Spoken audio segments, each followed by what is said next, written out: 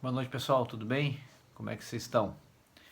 Então, nós chegamos aí no último estudo do nosso curso bíblico deste ano 2020, um ano totalmente diferente, inesperado para cada um de nós. Era para a gente estar terminando isso na sede do clube, mas a gente vai ter que estar terminando ele pela internet mesmo, de forma online.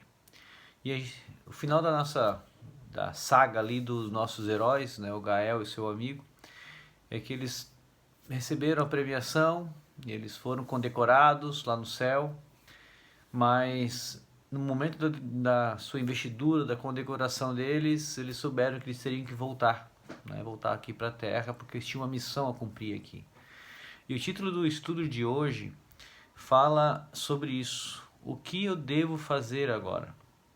Só que antes de a gente entrar na conclusão realmente do estudo, essa última lição traz um pouco sobre a morte, e isso é uma coisa infelizmente tão comum, principalmente agora com pandemia, e essa semana, vocês lembram, teve o ciclone, né? As pessoas que não morreram da pandemia morreram do ciclone, né? E a gente está nesse meio dessa guerra aí, né, entre doenças e fenômenos da natureza e gafanhotos. Não tá fácil, pessoal, não tá fácil.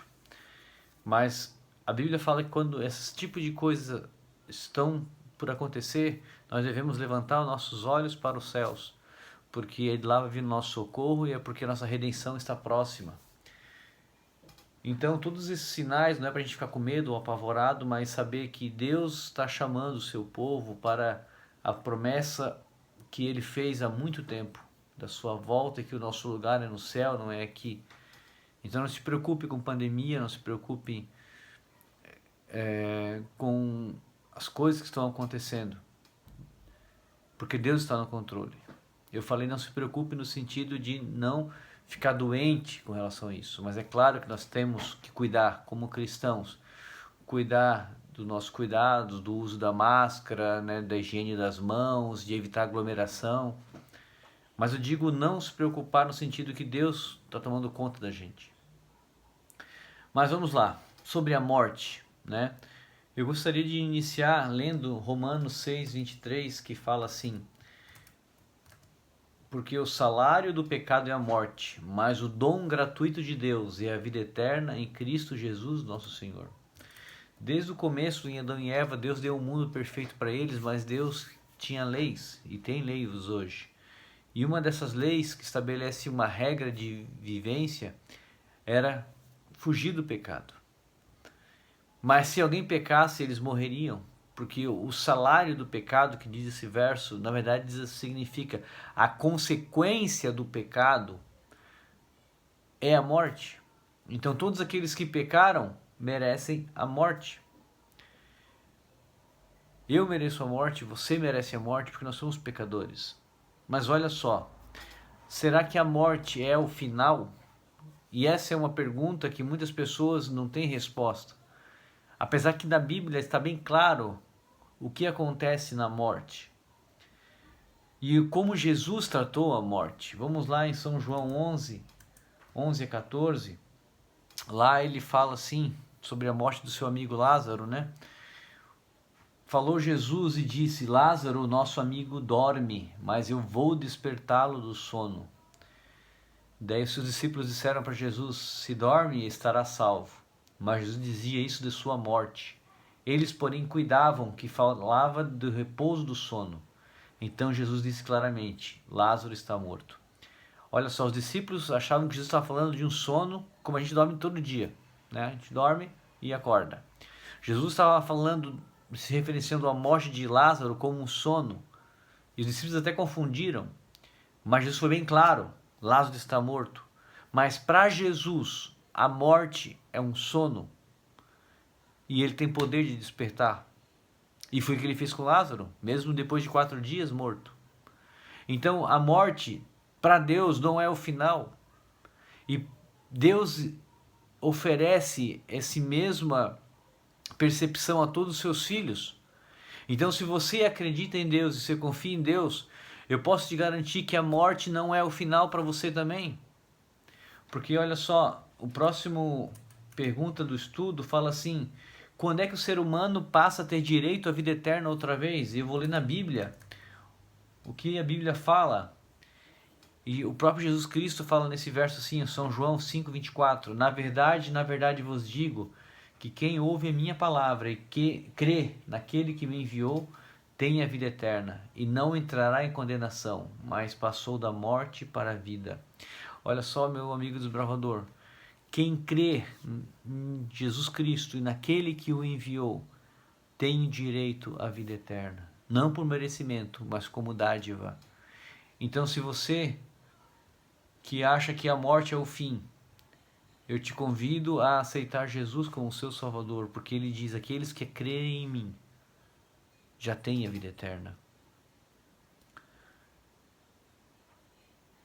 E ele continua o estudo falando do estado dos mortos, e mesmo aí num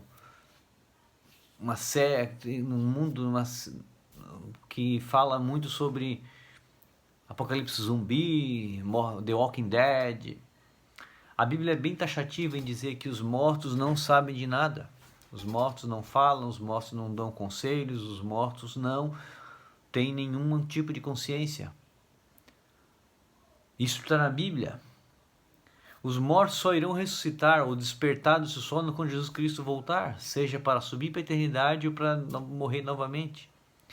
Então, eu gostaria que você, com essa lição, pudesse ter só umas pinceladas e estudar um pouco mais na Bíblia o que significa a morte. A morte é triste, é muito triste, a morte é algo que a gente não está preparado nunca, mas a morte não é o fim.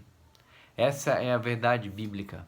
A morte é só um período que a pessoa fica dormindo para ser despertada quando Cristo Jesus voltar. E estamos nos aproximando aí do final, e eu gostaria de concluir essa série de estudos com a pergunta da última lição: o que devo fazer agora? Porque durante essas semanas, meu amigo desbravador, você acabou que aprendeu algumas coisas. A gente conversou, eu aqui, você aí. Você viu o amor que Deus tem demonstrado para ti. E a pergunta é: e agora? Quando acabar essa pandemia e eu voltar para a escola, eu vou estar melhor do que quando começou a pandemia ou vou estar pior? O que você aprendeu com essa pandemia, com estudos que a gente deu uma conversada aqui? Mesmo distantes. E eu acho que esse é o grande desafio desse período da pandemia, é tentar ficar junto das pessoas sendo distantes.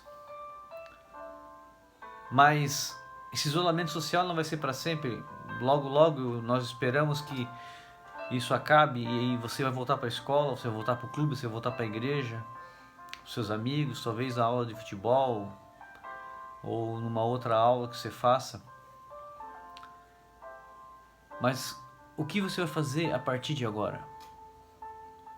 É uma pergunta que eu gostaria que você orasse a Deus aqui: Deus, me ensina ou me ajuda a que quando acabar essa pandemia eu possa voltar para meus amigos diferente. Cristo te chamou, os bravadores, agora para você testemunhar, ou seja, falar para as outras pessoas aquilo que Cristo fez na tua vida.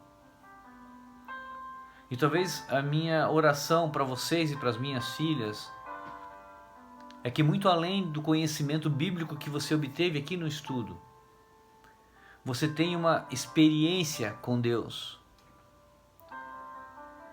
Porque eu não consigo pegar conceitos de outras pessoas para explicar como é Deus. Para que o meu testemunho seja verdadeiro, eu preciso falar do que Cristo fez por mim. E então eu consigo testemunhar de verdade. E esse é o meu desafio que eu passo para ti, desbravador. Você estudou 13 lições da Bíblia, você sabe, aprendeu muitas coisas. E eu te convido a não deixar isso para ti. E também não precisa ficar na hora do recreio falando na quadra para todo mundo. Mas pega o teu amigo mais próximo, o teu BFF, a tua BFF, e fala de Jesus para eles. Fala assim, eu vou orar por ti. Jesus Cristo está no controle. Quando alguns vierem com problema, abrace eles, orem juntos. Para isso que existe BFFs, né? O que eu devo fazer agora? Eu gostaria, mas eu não consigo responder essa pergunta para ti. Porque essa pergunta é você que tem que responder. Eu posso te sugerir, seja uma testemunha de Jesus Cristo. Mesmo não indo para a escola do lenço todo dia, que esse lenço possa estar sobre os seus ombros, de forma invisível, mas você possa saber que você está transportando nos seus ombros o significado da excelência de um lenço sobre o teu caráter. E eu gostaria que você honrasse cada um dos ideais dos desbravadores, para que quando seus amigos de escola se encontrarem com você, possa dizer, porra, esse cara mudou. E que a pandemia que está trazendo tanta desgraça para o nosso país e para o mundo